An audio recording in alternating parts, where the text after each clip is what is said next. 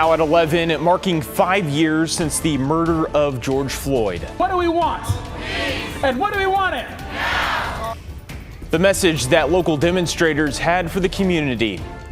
Plus, the U.S. Coast Guard makes what it calls a heartbreaking decision in the search for a missing swimmer off the Washington coast. There was some pretty intense waves and tides out there at the time. And with more than 1 million people following his journey on social media, how an Oregon's man's solo sail came to an end. They all go insane in a way, and I wanted to experience that.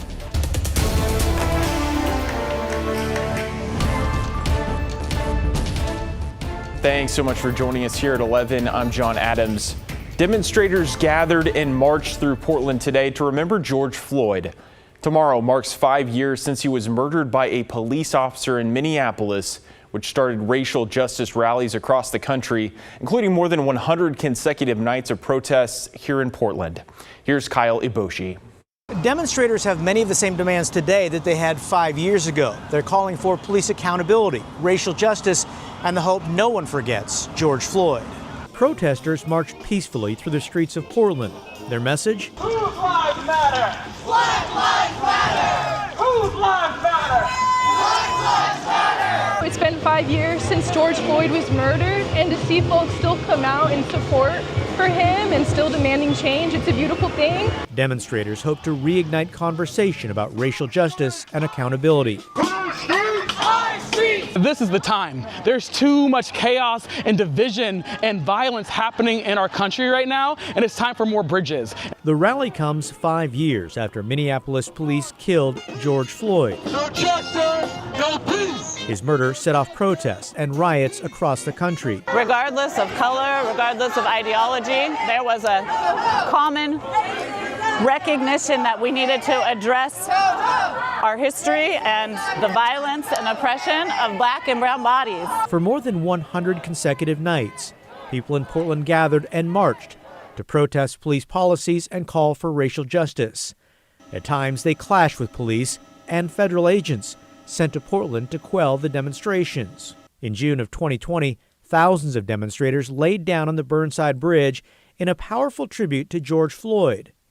On Saturday, demonstrators revisited the iconic moment at the very same location.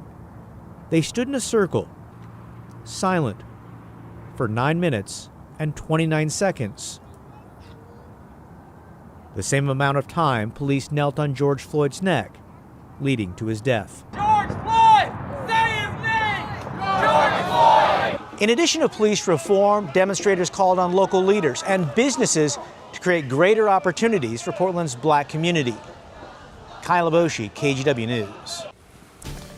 All right, turning now to weather and taking a live look out over Portland right now. What a fantastic way to kick off the holiday weekend in the Rose City. Seemingly endless blue skies with warm temps out there. Meteorologist Joe Ranieri is along with us tonight. Joe, how are things looking for our Sunday? Sunday is looking really nice. We are going to be seeing a little bit of a light onshore flow along the Oregon coast, so expect to see overcast skies. We'll be pretty much dry all day tomorrow, but again, we'll have that ridge of high pressure kind of sit over us, but it will push off to the east. As it does, we'll start to see some clouds increase throughout the later part of the day, really after sunset tomorrow. So we're on track to see a very pleasant day ahead.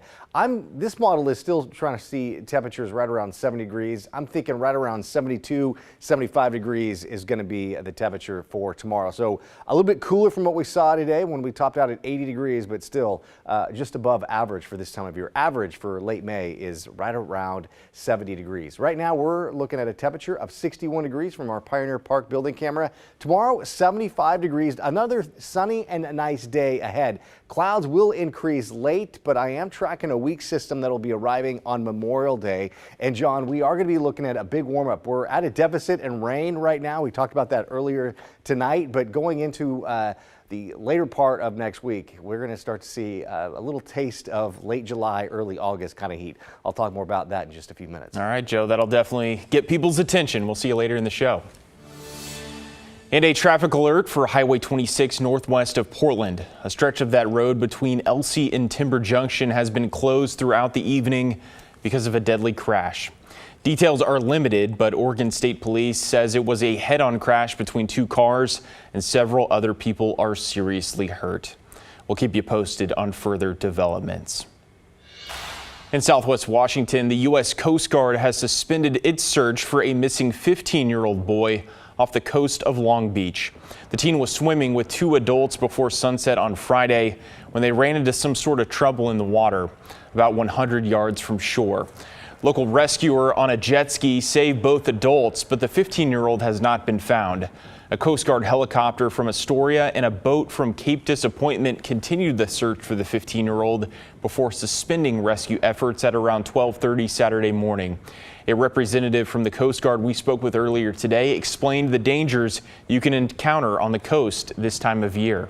We have beautiful coast here in Washington and Oregon. Make sure you know about the currents and the waves. Those can really pull you out pretty fast. And you just want to always be ready and prepared to deal with that sort of thing. Crews had to battle tough conditions during the rescue efforts, including intense waves, strong tides, and water temperatures in the mid-50s. New tonight, the Lebanon Fire Department is investigating numerous car fires and an explosion that left one person dead. It happened before 9:30 this morning near the intersection of West Grant and 8th Street. Firefighters arrived to find two cars fully engulfed in flames.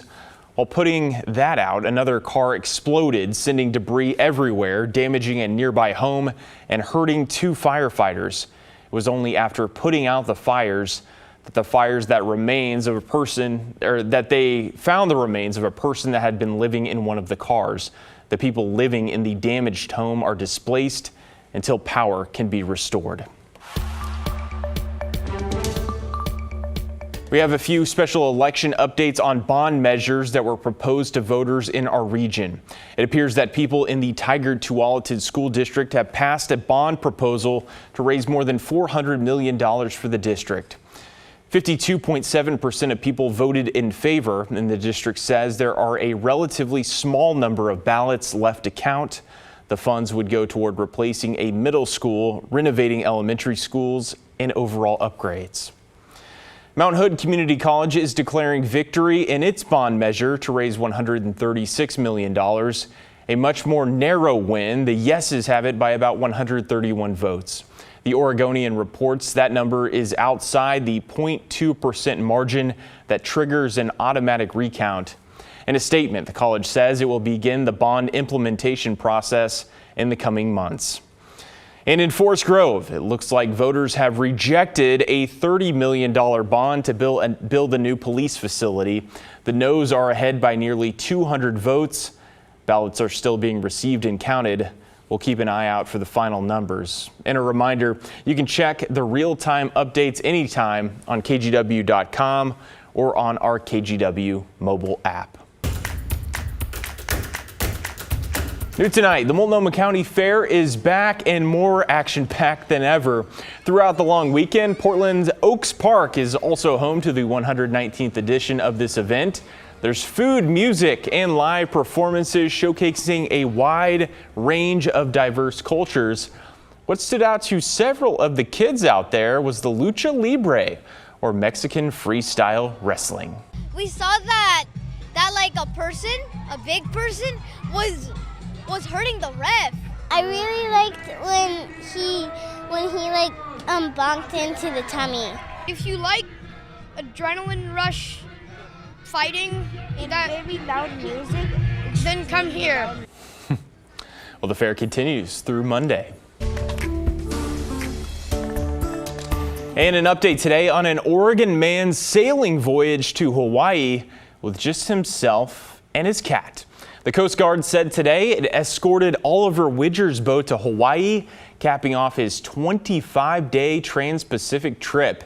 And it wasn't just Oregonians following his trip either. Widger arrived to a gathering at a local yacht club with people celebrating his making landfall. He told them while he made the journey solo, he wasn't totally alone out there. I would also FaceTime friends and stuff, so I didn't get the full experience, which in a way I wish I did. Because all of the legends, that have crossed oceans before have never had Starlink and stuff, and they all go insane in a way, and I wanted to experience that. Well, he was honored with a certificate and a whole lot of cat food for his sailing partner, Phoenix.